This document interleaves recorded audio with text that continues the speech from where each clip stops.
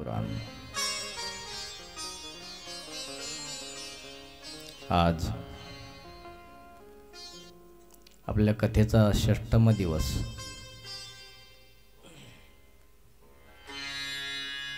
आणि षष्टम दिवसाच्या कथेला सुरुवात करण्यापूर्वी गावातील सर्व अधिष्ठित देवी देवतांना वंदन करून व्यासपीठ विराजमान श्री बालकृष्णलाल भगवंताच्या चरणी कोटी कोटी प्रणाम। सद्गुरुदेव भगवंताच्या चरणावर कोटी कोटी प्रणाम करून या कार्यक्रमाचे आयोजन करणारे सर्व आयोजक मंडळी, समस्त डोल्लारी ग्रामस्थ मंडळींच्या चरणावर सुद्धा नतमस्तक होतो। पंचक्रोशीतील सर्व भाविक मंडळी, टाकडी, शहापूर, शेंद्री आदी करून सर्व सद्भक्तांच्या चरणावर कोटी कोटी दंडवत।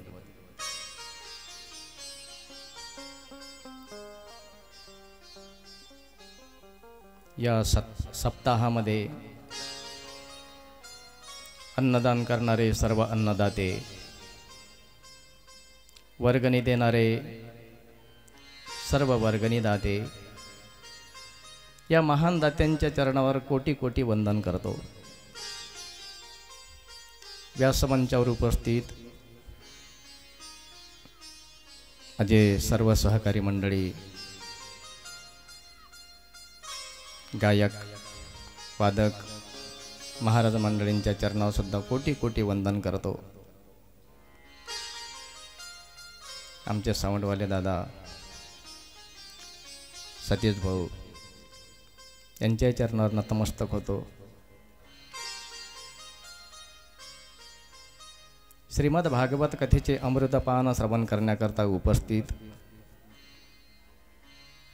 सर्व संत सज्जन माईबाप, तुम्हा सर्वांच्या चरणावर कोटी कोटी दंडवत। राधे राधे।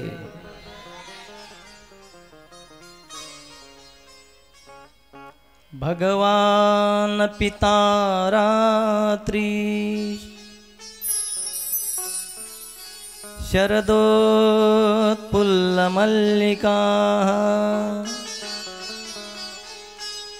वीक्षरन्तुं मनश्चक्रे योगमायामुपाश्रितः।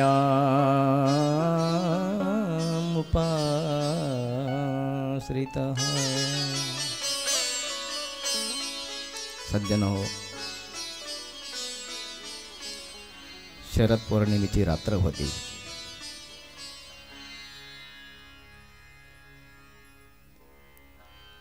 मोगरा वगैरे सुगंधी फुलं उमललेली आहे, सुगंधी वारा वाहू लागला आहे। आणि या वातावरणाचा विचार करून भगवान परमात्मा यांनी योग मायेचा आश्रय करून रासलीला करण्याचा निश्चय केला।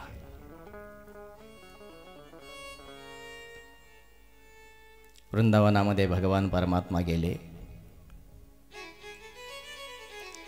आणि सुंदर अशी बासरी वाजवायला सुरुवात केली भगवान परमात्म्याने।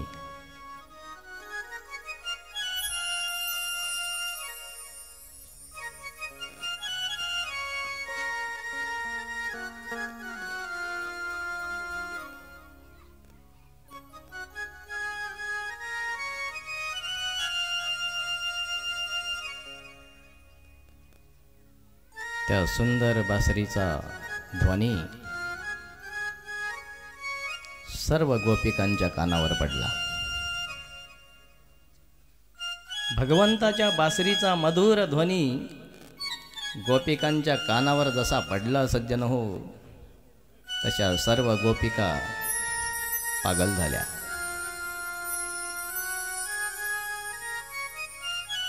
एक गोपिका शृंगार करत होती आणि शृंगार करत असताना भगवंताच्या मधुर बासरीचा आवाज तिच्या कानावर पडला. काय अवस्था झाली त्या गोपिकांची, काही सांगावं तुम्हाला.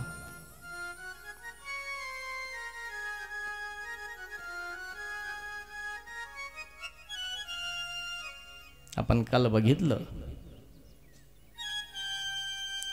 गोपीही इंद्रियैहि भक्तिरसम पिबती इति गोपी. जी आपल्या प्रत्येक इंद्रियाद्वारे भगवंताच्या भक्तिरसाचं पान करत आहे सज्जन हो, तिला गोपी म्हणावं.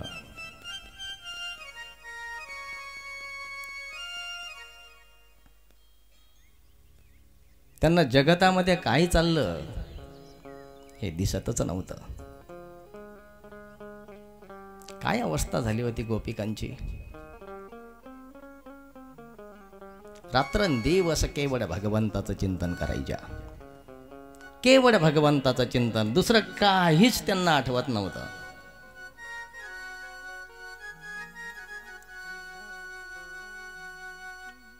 रात दिन मैं शाम पिया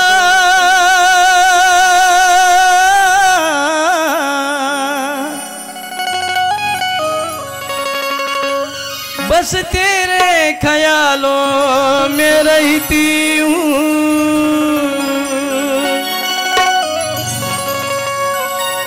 सारी दुनिया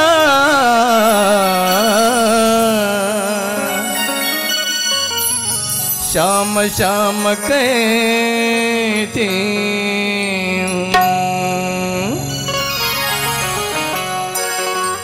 मैं तो दीवानी बनी श्याम पिया की बनी रे, मैं तो दीवानी बनी श्याम पिया की बनी रे, मैं तो दीवानी बनी, दीवानी बनी रे, मैं तो दीवानी बनी, दीवानी बनी रे, मैं तो दीवानी बनी, दीवानी बनी श्याम पिया की बनी रे, मैं तो दीवानी बनी, श्याम पिया की बनी रे, मैं तो दीवानी बनी, दीवानी बनी तुम दीवानी बनी, दीवानी बनी रे, मैं तो दीवानी बनी, श्याम पिया की बनी, मैं तो दीवानी बनी, श्याम पिया की बनी, मैं तो दीवानी बनी, श्याम पिया की बनी.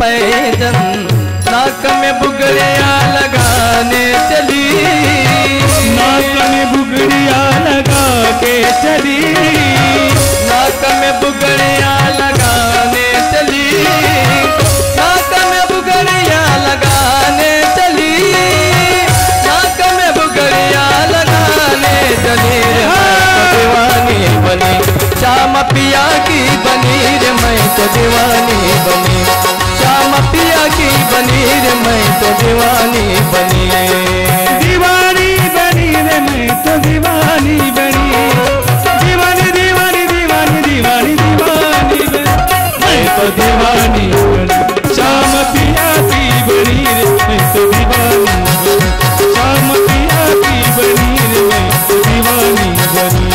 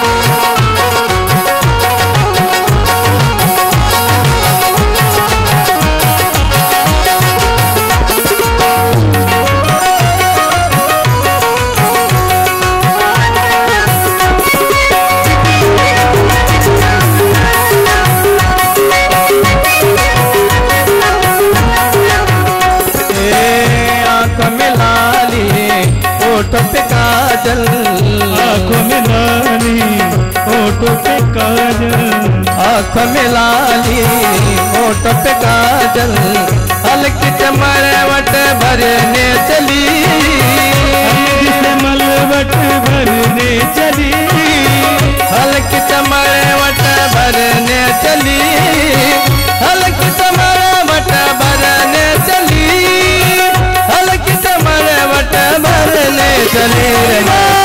दीवानी बनी श्याम पिया की पनीर, मैं तो दीवानी बनी श्याम पिया की पनीर, मैं तो दीवानी बनी। दीवानी बनी रे मैं तो दीवानी बनी, दीवानी दीवानी दीवानी दीवानी दीवानी बनी, मैं तो दीवानी बनी श्याम पिया की श्याम पिया की बनी रे मैं तो दीवानी बनी, श्याम पिया की बनी रे मैं तो दीवानी बनी, मैं तो दीवानी बनी, मैं तो दीवानी बनी, मैं तो दीवानी बनी श्याम पिया की बनी रे, मैं तो दीवानी बनी, दीवानी बनी। भगवंताच्या त्या बासरीचा मधुर ध्वनी त्या गोपिकांच्या कानावर पडल्यानंतर ती गोपिका शृंगार करत असताना काय तिची अवस्था झाली। जे हातामध्ये घालायला पाहिजे ते पायामध्ये घालू लागली, जे पायामध्ये घालायचं असतं ती हातामध्ये घालू लागली, जे ओठाला लावायचं असतं ते डोळ्यात लावू लागली, आणि जे डोळ्यामध्ये लावायचं असतं ते ओठाला लावू लागले। काय लावतं ओठाला माहिती नाही का? तुम्ही लावत नसता का? ओठाला काय प्लास्टिक लावतात ना, लिपस्टिक, बर ते लालवालं ते डोळ्यात घालू लागली, आणि डोळ्यामध्ये काजळ लावायचं तर ओठाला लावू लागली। काय अवस्था असेल। काही गोपिका आपल्या बाळाला दुग्धपान करत होत्या, काही गोपिका आपल्या पतिदेवाला भोजन घालत होत्या, काही गोपिका सारवू लागल्या होत्या, पण जसा भगवंताच्या त्या बासरीचा मधुर ध्वनी त्या गोपिकांच्या कानावर पडला त्याच अवस्थेमध्ये ते धावत सुटल्या। जी सारवत होती गोपिका ती भरलेल्या हाताने तशीच पडू लागली। आपल्या पतिदेवाला भोजन वाढत असताना चपाती हातामध्ये, आणि तो ध्वनी ऐकायला जसा आला तशी ती गोपिका पागल झाली, तशीच्या तशीच निघली।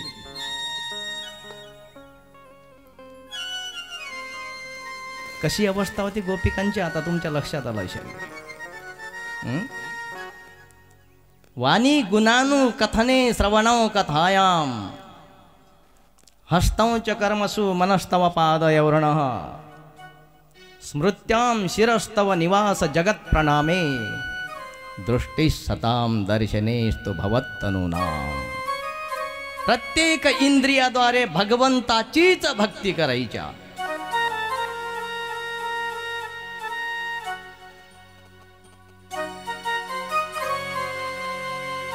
मुखाने फक्त नामस्मरण, डोळ्यांनी फक्त भगवंताचं रूप पाहिच्या, हाताने भगवंताचीच सेवा करायच्या, कानाने फक्त भगवंताच्या कथा श्रवण करायच्या। वाणी गुणानु कथने श्रवणौ कथायाम, हस्तौचे कर्मसु मनस्तव पादयोर्णः, मनाने भगवंताच्या चरणाशी लगन लागलेली होती।